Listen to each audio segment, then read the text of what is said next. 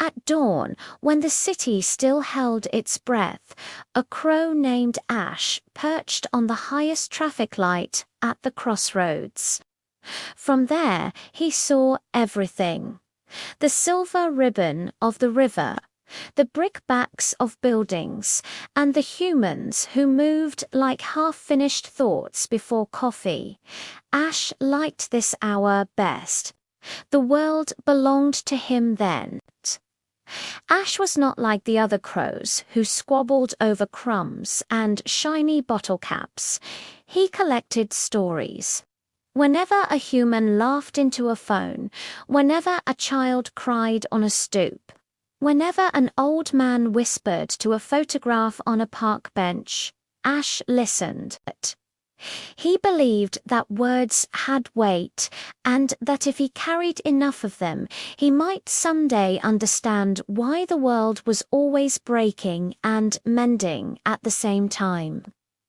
One morning, Ash noticed a girl sitting alone at the bus stop. She wore a yellow scarf far too bright for the grey street, and she stared at her shoes as if they had betrayed her. The bus came and went, but she did not board. Ash tilted his head. This, he sensed, was a story worth keeping.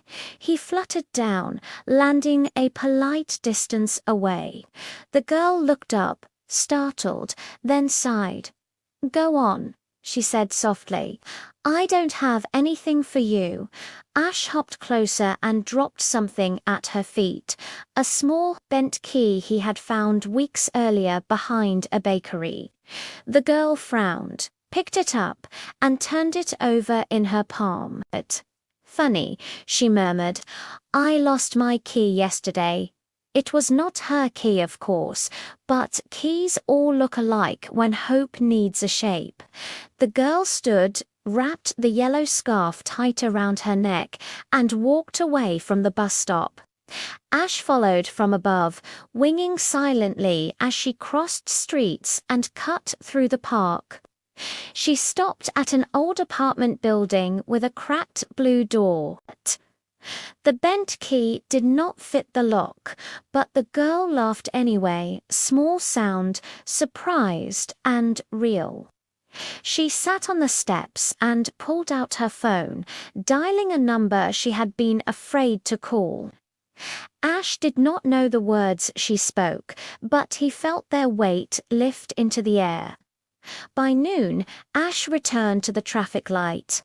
The city was loud now, impatient and alive.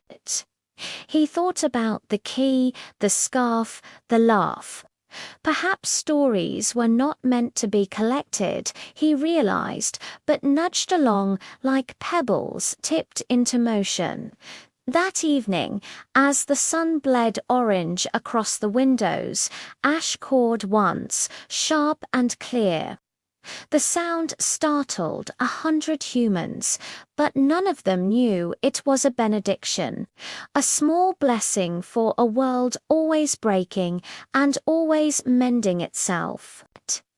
Thanks for watching, and if this story resonated with you, consider subscribing for more. See you next time.